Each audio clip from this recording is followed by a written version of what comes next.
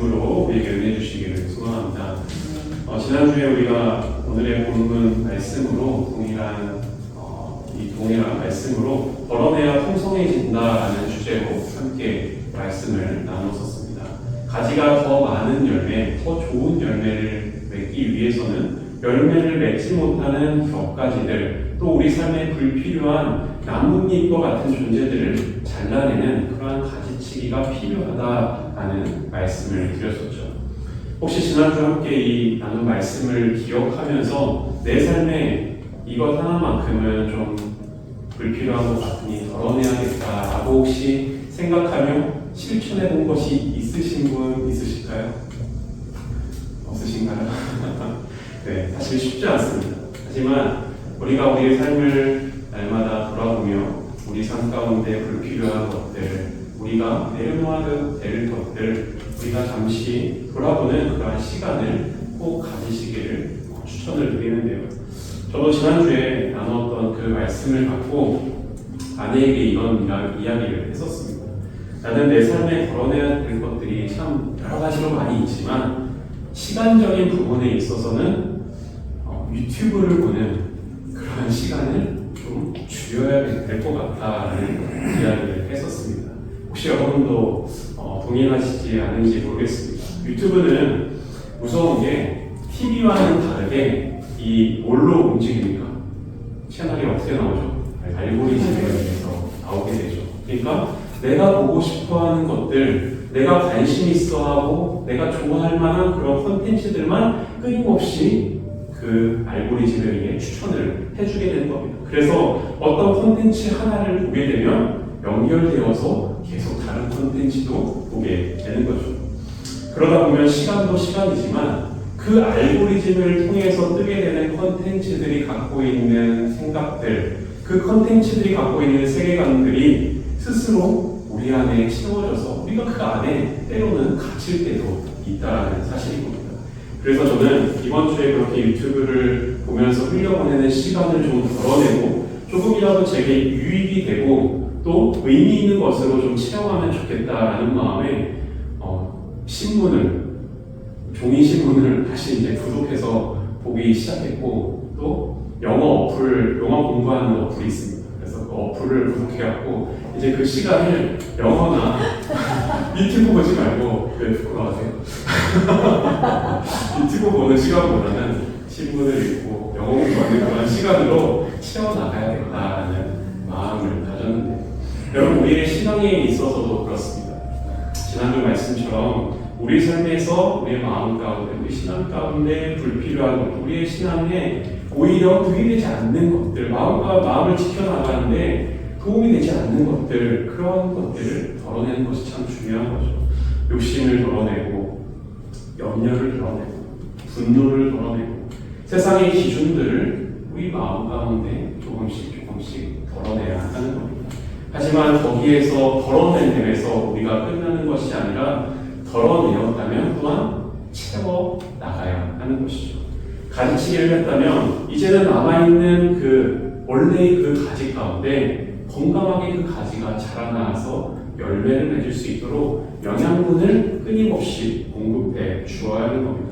우리의 삶도 불필요한 것들을 덜어낸 채로 방치하는 것이 아니라 또 함께 무언가로 채워나가야 하는 것이죠. 그래서 저는 이번 8월 한 달 동안 우리 교회가 함께 공동체로서 함께 걸어가면 좋겠다라는 마음으로 이렇게 예수님으로 채워가는 여정이라는 주제를 정하게 되었습니다. 그래서 8월 한 달 동안 이 주제를 갖고 함께 말씀을 5주 동안 이제 나누게 될 거고요. 매주 작은 실천을 통해서 말씀을 우리의 삶 가운데 적용하고 실천해보는, 그래서 예수님으로 우리의 비워진 마음을 채워가는 그런 시간을 가져보고자 합니다. 그 첫 번째 시간으로 오늘은 말씀으로 채워가다라는 주제로 함께 말씀을 나누고자 하는데요. 어쩌면 이 주제가 조금은 뻔하게 들릴 수도 있을 것 같습니다. 하지만 여러분 한 가지 질문을 해보겠습니다.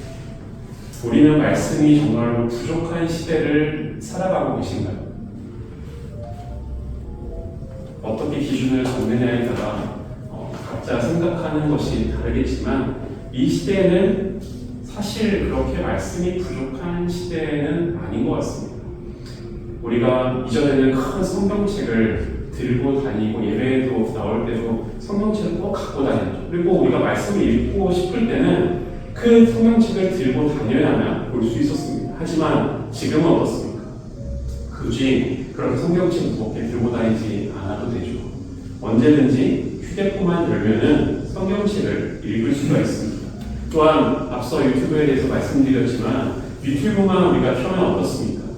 대형 교회 목사님들 설교뿐만 아니라 저희처럼 이 작은 교회 목사님의 설교도 다 들을 수가 있고 해외에 계신 유명하신 목사님들의 설교도 우리가 다 들을 수 있는 겁니다.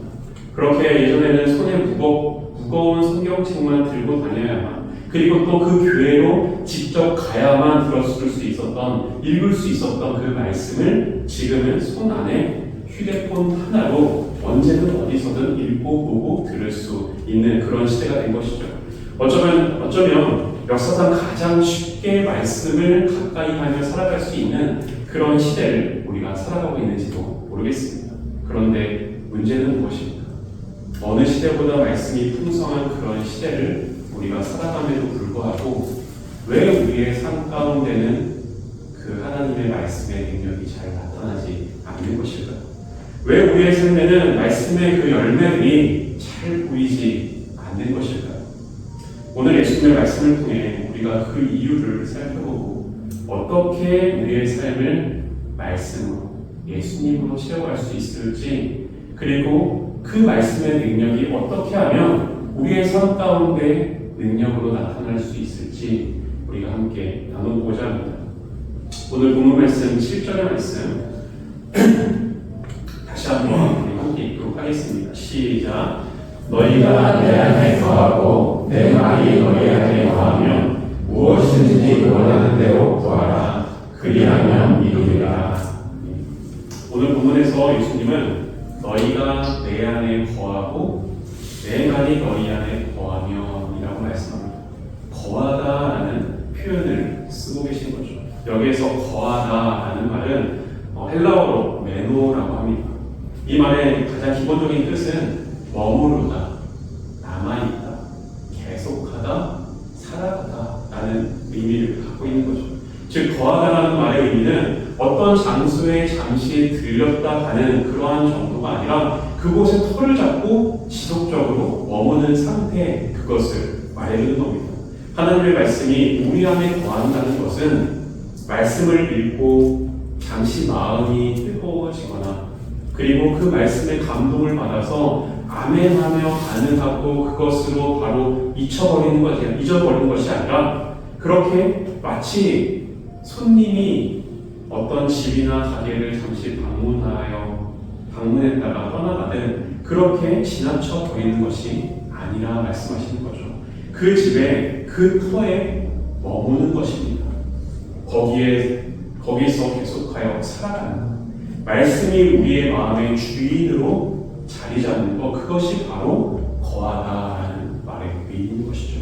그래서 내가 무엇을 선택하고 또 평범한 우리의 삶을 살아갈지라도 하나님의 말씀이 우리 안에 자연스럽게 생각나고 그 말씀이 내 삶의 모든 판단의 기준 가운데 새겨지며 누군가에게 화가 날 때, 누군가를 만날 때에도 말씀이 때로는 나를 멈춰 세우기도 하고 내가 더 다가가기도 하고 내가 걸어가는 길을 그렇게 인도해 주는 것입니다. 내 감정과 욕심, 어떠한 세상의 기준에 따라서 나아가는 것이 아니라 하나님의 말씀이 내 삶의 기준으로 잡혀져 가는 삶, 그것이 하나님께서 원하시는 삶이고 바로 거한다라는 의미를 갖고 있는 것이죠. 마태복음 4장에 보면 예수님께서 광야에서 마귀에게 시험을 받으십니다. 당시 예수님은 잘 아시는 대로 40일이나 금식을 하신 상태였습니다. 육체적으로 가장 지치고 배고프고 어려운 약해진 그 순간 사단이 그 순간을 알아채고 예수님에게로 다가오는 거죠. 그리고 이렇게 말합니다. 내가 만일 하나님의 아들이어도 명하여 이 돌들로 떡덩이가 되게 하라. 내가 정말 하나님의 아들이라면 내 능력을 보여줘. 내 자신을 한번 증명해봐 라고 이야기했던 거죠. 이때 예수님께서 어떻게 하십니까? 자신의 감정이나 생각으로 답하시지 않습니다. 예수님은 신명기에 기록되어져 있는 그 하나님의 말씀으로 이렇게 사단에게 대답을 하죠. 사람이 떡으로만 살 것이 아니요 하나님의 입으로 나오는 모든 말씀으로 살 것이니라. 두 번째로 마귀는 예수님을 성전 꼭대기에 세우고 이렇게 말합니다. 내가 만일 하나님의 아들이거든 뛰어내리라. 그런데 여러분, 이번에는요 마귀가 여기에 덧붙여 성경의 말씀을 인용합니다. 어떻게 하냐면 시편 91편의 말씀인데요. 그가 너를 위하여 그의 사자들을 명하시리니 그들이 손으로 너를 붙들어 발이 돌에 부딪히지 않게 하겠다. 이게 사단이 한 이야기입니다. 사단이 하나님의 말씀을 인용해서 시편 91편에 있는 그 말씀을 인용해서 예수님에게 이야기했던 거죠. 하나님의 말씀으로 첫 번째 유혹을 이겨낸 예수님에게 이번에는 마귀가 오히려 그 하나님의 말씀으로 근거를 들어서 예수님을 유혹하였던 겁니다. 쉽게 말하면 성경에 기록되어 있듯이 하나님께서 너를 지켜주신다고 약속하셨으니 여기에서 한번 뛰어내려보라. 정말 내가 하나님의 아들이면 하나님께서 말씀에 약속하신 대로 너를 지켜주시지 않겠느냐 말하였던 거죠. 여러분 참 놀랍지 않습니까? 마귀도 말씀을 알고 말씀을 또 인용하는 겁니다. 하지만 그 말씀에 담긴 진정한 말씀의 의미를 왜곡시켜서 예수님을 유혹하였던 거죠. 원래 이 시편 91편의 말씀은 실제로 이렇게 기록되어 있습니다. 그가 너를 위하여 그의 천사들을 명령하사 내 모든 길에서 너를 지키게 하십니다 라고 실제로 이렇게 기록되어 있죠. 그런데 이 말씀의 의미는 무엇이냐? 하나님을 신뢰하며 그분 안에 거하는 사람을 하나님께서 보호하신다, 그런 약속인 겁니다. 그런데 마귀는 이 말씀을 어떻게 바꾸느냐? 하나님을 신뢰하라는 말씀을 하나님을 한번 시험해봐라 라는 의미로 바꾼 것이죠. 하나님의 보호 아래 살아가라라는 말씀을 내가 위험한 일을 벌여도 하나님께서 책임지실 것이라고 요구해봐라 라고 그런 뜻으로 바꿔버린 겁니다. 마귀도 말씀을 알고 있었고 그 말씀을 인용하긴 했지만 잘못된 방향으로 그 말씀의 중심과 방향을 아예 뒤틀어버린 것이죠. 여러분, 그런데 오늘날 우리도 이러한 실수를 할 때가 참으로 많습니다. 내 욕심을 정당하게 하기 위해서 말씀을 붙이고 내 선택을 합리화하기 위해서 말씀을 인용하기도 하는 겁니다. 다른 사람을 판단하고 억누르긴 도구로서 말씀을 사용할 때도 있는 것이죠. 성경에 이렇게 쓰여있지 않습니까? 라고 말한다고 해서 그 말이 다 하나님의 뜻을 드러내는 것은 결코 아니라는 겁니다.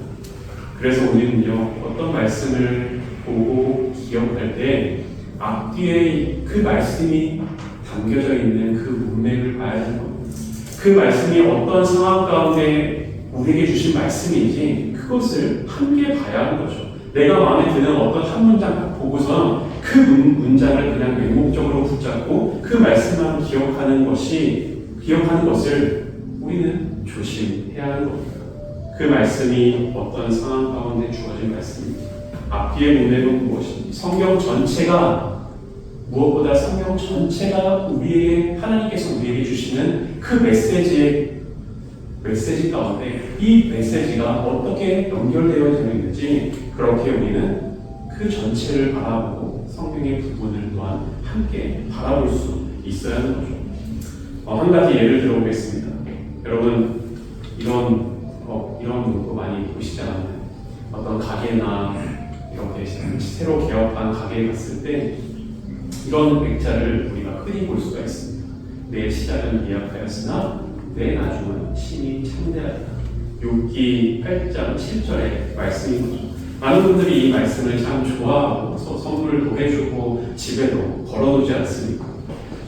지금은 비록 우리 사업장이 미약하지만 작고 부족하지만 나중에는 크게 확장되고 성공되어질 것이다 라는 희망을 주는 메시지로 이런 메시지를 걸어둡니다. 그런데 실제로 이 말씀을 갖고 있는 이 말씀이 사용된 의미는 다른 상황이었습니다. 요백에 고난을 당해 있는 요백의 친구였던 빌닷이 욥을 위로하기 위해서 한 말이 아니라 욥을 정죄하고 비난하고 너가 그렇게 잘못했기 때문에 너가 하나님 앞에서 죄를 지었기 때문에 너가 그러한 합당한 대가를 받고 있는 거야 라고 하면서 한 말이 바로 이 말씀인 겁니다. 다시 말해서 너가 당하고 있는 고난 지금은 미약하지만 더 너의 고난이 창대해질 거야. 너 그렇게 약 저주를 한 것이죠. 여러분, 우리가 좋은 그리스도인이 되고 하나님의 자녀가 받게 된다는 것은 단순히 좋은 성경 구절을 많이 아는 사람이 되는 것이 아니고 집이나 가게에 말씀 액자를 많이 걸어놓는 것이 우리의 신앙을 말해주는 것이 결코 아닌 거죠. 물론 말씀을 우리가 자주 보고 기억하는 것 너무나도 귀한 일입니다. 하지만 말씀이 절대 부적은 아닌 것이죠. 그 말씀이 내 삶을, 내 선택을 바꾸지 않고 내 욕심을 다스리지 않으면 내 관계와 사람과의 관계와 말과 행동에 아무런 영향을 주지 않는다면 말씀을 가까이 두는 것은 아무 소용이 없게 되는 것입니다.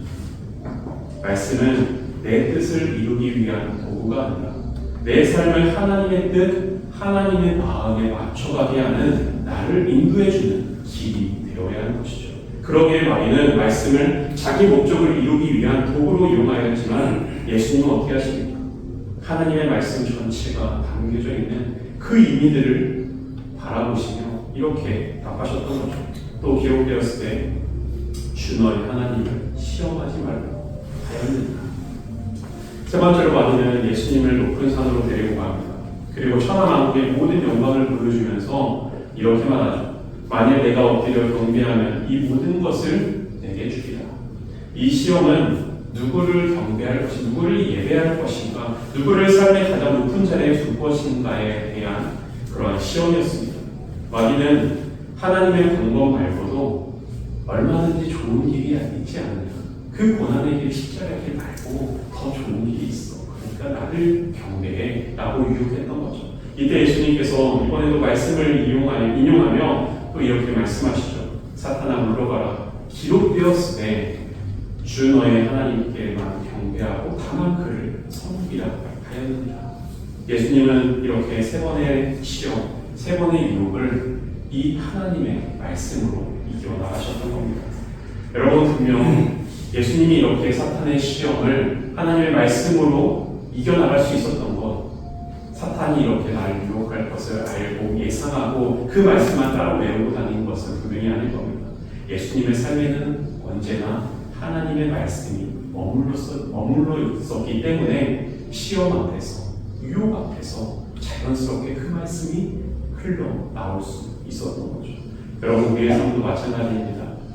평소 무엇으로 우리의 마음과 삶이 채워져 있는지는 바로 이렇게 위기의 순간에, 바로 어려움의 순간에, 유혹의 순간에 드러나게 되는 것이죠. 그 순간 하나님의 말씀이 평소 내 안에 충만히 거하고 있었다면 우리가 일부러 노력하지 않아도 그 말씀이 나를 붙잡아주고 그 말씀이 내 삶 가운데 역사하게 되는 것입니다. 하지만 내 안이 늘 항상 평소에도 염려로 가득 차 있고 불평으로 가득 차 있고 두려움으로 가득 차 있고 세상의 기준으로 가득 차 있다면 위기의 순간에 결국 그 안에 있는 것들이 또한 밖으로 나올 수밖에 없는 것이죠. 그래서 예수님은 다른 무엇보다 내 말이 너희 안에 거하게 하라 말씀하셨던 겁니다. 그리고 이어서 또 이렇게 말씀하시죠. 무엇이든지 원하는 대로 구하라. 그리하면 이루리라 말씀하십니다. 여러분, 저도 그렇지만 많은 사람들이 이러한 말씀 참 좋아, 원하는 대로 구하면 하나님께서 다 이루어주신다라고 말씀하시는 겁니다. 그런데 여기서 이 말씀을 우리가 쏙 빼서 기억하면 안 되겠죠. 앞에 무엇이 전제가 되었죠? 내 말이 너희 안에 거하는 것.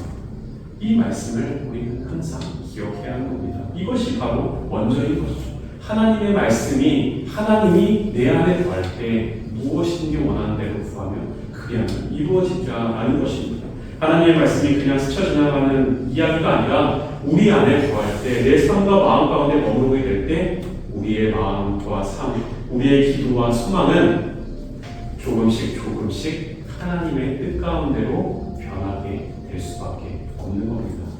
즉 무엇이든지 원하는 대로 구하라는 말씀은 내 욕심을 하나님께서 다 이루어 주실 것이니까 다 구해봐라는 그런 의미의 말씀이 아니라 말씀 안에 구할 때 점점 우리 안에 하나님의 말씀을 품게 될 것이고 하나님께서 원하시는 것을 우리가 이제는 원하게 되는 것이죠.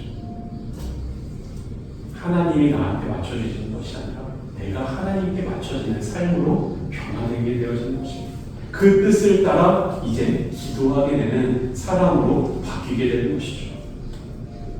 우리가 이번 한 달 동안 매주 한 절의 말씀을 이렇게 암송하려는 이유도 여기에 있습니다.